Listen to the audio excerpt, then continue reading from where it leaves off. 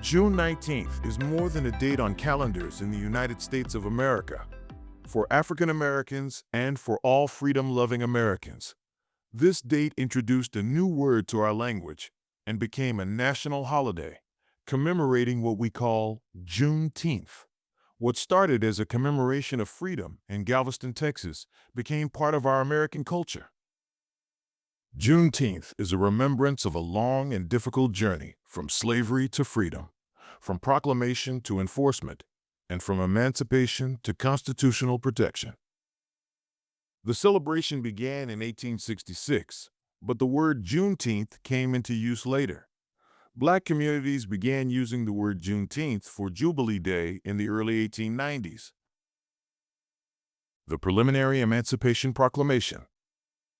On September 22, 1862, President Abraham Lincoln issued an executive order known as the Preliminary Emancipation Proclamation.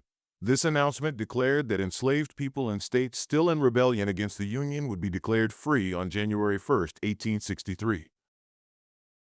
President Lincoln issued the proclamation as a strategic move to embolden Black people, enslaved and free, to resist slavery, weaken the Confederacy, and support the Union cause. Black men enlisted in the Union Army and fought with tenacity, driven by the determination to save themselves, their families, and future generations. The Emancipation Proclamation was a turning point in the Civil War. The war was no longer only about preserving the Union. It was also becoming a war against slavery. Though the Preliminary Proclamation did not immediately free enslaved people, it publicly placed the issue of slavery at the center of the nation's conflict. The Advocacy of Frederick Douglass.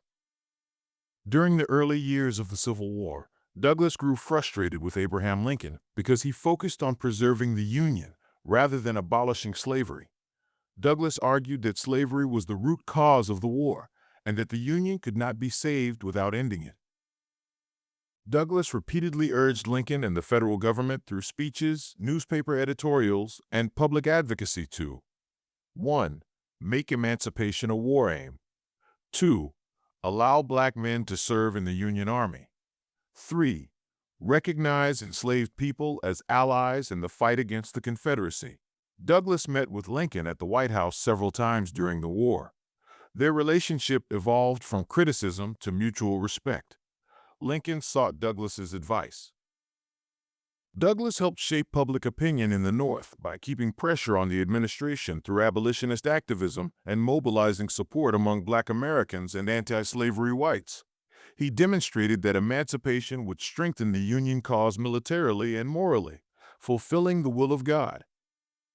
Lincoln was already moving toward emancipation for military, political, and moral reasons, but Douglass was among those who encouraged him to act more decisively. When the Emancipation Proclamation took effect on January 1, 1863, Douglass celebrated it as a historic turning point. Although he criticized its limitations, he recognized it as a major step toward the ending of slavery. Douglass wrote, "We shout for joy that we live to record this righteous decree." Watch Night, Freedom's Eve. On December 31, 1862, enslaved and free Black people gathered in churches, homes, and meeting places to pray and literally watch. They were waiting for midnight, when the Emancipation Proclamation would take effect. This night became known as Watch Night, or Freedom's Eve. To this day, many Black congregations hold Watch Night services to usher in the new year. For Black people, Watch Night was not only a political moment, it was a spiritual moment. It was a night of prayer, hope, expectation, and faith. The Emancipation Proclamation takes effect. On January 1, 1863, President Lincoln issued the final Emancipation Proclamation. It declared that enslaved people in the rebelling Confederate States are, and henceforward shall be free. However, the Emancipation Proclamation did not immediately free all enslaved people everywhere. It applied to states and regions still in rebellion against the United States. It did not apply to the loyal border states, Delaware, Maryland, Kentucky, and Missouri, which had not seceded from the Union, though slavery still existed in those states. It also exempted certain Confederate areas already under Union control. In practice, the freedom it declared depended on the advance and enforcement of Union military power. This meant that the proclamation was both powerful and limited.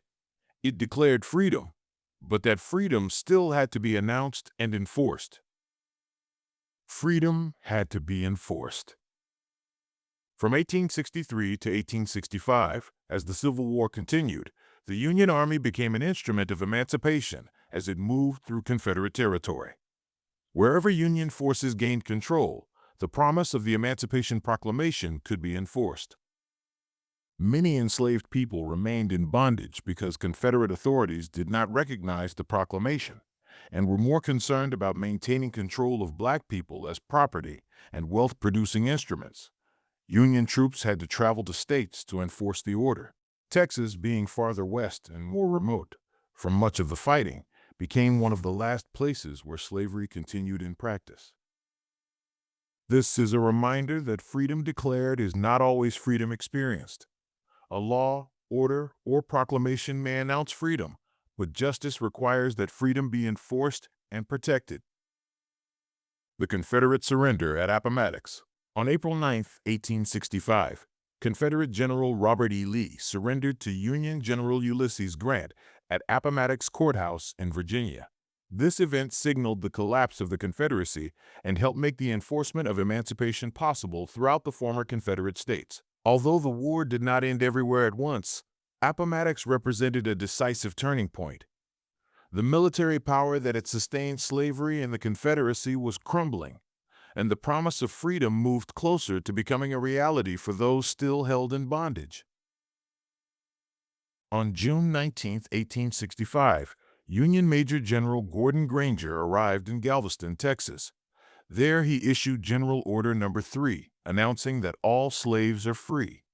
This is the date on which Juneteenth was founded. This announcement brought the news and enforcement of emancipation to enslaved black people in Texas. For many, this was the first time freedom was officially proclaimed and backed by Union authority in their region. This day became known as Juneteenth. It became a day of celebration, remembrance, thanksgiving, and reflection. Juneteenth marks the moment when freedom was announced and enforced in Texas. But it also points to the broader struggle of black people who prayed, waited, endured, resisted, and hoped for liberation. The 13th Amendment, freedom becomes constitutional law. On December 6, 1865, the 13th Amendment was ratified. This amendment abolished slavery and involuntary servitude throughout the United States, except as punishment for a crime. This compromise language became a basis for mass incarceration and prison as a business. It also contributed to what became known as Black Codes. Black Codes were restrictive laws designed to limit the freedom of African Americans and ensure their availability as a cheap labor force after slavery was abolished during the Civil War. The 13th Amendment was critical because it made emancipation a matter of constitutional law. The Emancipation Proclamation had been a wartime order. The 13th Amendment changed the Constitution itself. It made slavery unconstitutional across the nation. Freedom was no longer only a presidential proclamation. It became the law of the land. The 14th Amendment, citizenship and equal protection. On July 9, 1868, the 14th Amendment was ratified. This amendment established birthright citizenship and guaranteed due process and equal protection under the law. This was essential because freedom required more than release from slavery. Formerly enslaved people needed recognition as citizens. They needed legal standing, protection, and the rights that belonged to citizenship. The 14th Amendment declared that all persons born or naturalized in the United States and subject to its jurisdiction are citizens of the United States and of the state in which they reside. It also prohibited states from denying any person the equal protection of the laws. This amendment became one of the most important constitutional foundations for civil rights in American history. As of this writing, birthright citizenship is being challenged in the courts. including efforts to restrict citizenship for some children born in the United States to immigrant parents. These challenges reflect more than a legal debate. They also reveal a deeper fear among some Americans over changing demographics and the increasing presence of non-white immigrant communities. This fear is often expressed as anxiety over the browning of the United States. The 15th Amendment, the right to vote. On February 3, 1870, the 15th Amendment was ratified. It prohibited denying a citizen the right to vote based on race, color, or previous condition of servitude. This amendment was intended to protect black men's voting rights after emancipation and citizenship. It recognized that freedom without a political voice was incomplete. The right to vote was a crucial part of participating in the life, direction, and governance of the nation. Though this right would later be attacked through intimidation, violence, poll taxes, literacy tests, and other forms of suppression, the 15th Amendment established a constitutional principle. Race and former enslavement could not be used as reasons to deny the vote. Juneteenth and the ongoing work of freedom. Juneteenth reminds us that freedom came through struggle, sacrifice, prayer, and perseverance. It began with hope and waiting on watch night. It advanced through the Emancipation Proclamation. It had to be enforced by the defeat of the Confederacy. It reached Texas on June 19, 1865. Then it was written into the Constitution through the 13th, 14th, and 15th Amendments. The road from Juneteenth and going forward teaches us that freedom and human rights must be declared, enforced, and protected. Juneteenth also teaches that laws matter, as well as people who pray, organize, advocate, teach, preach, vote, and work to ensure that freedom is not only promised, but practiced. Juneteenth marks the moment on June 19, 1865, when freedom was announced and enforced for enslaved people in Texas. But its deeper meaning reaches beyond Texas. It stands within the broader journey from emancipation to constitutional liberty, the abolition of slavery, the recognition of citizenship, and the protection of voting rights. As of this writing, we are living through the rise of Christian nationalism and efforts to create single political party authority to enforce a concept of the United States being remade in their image.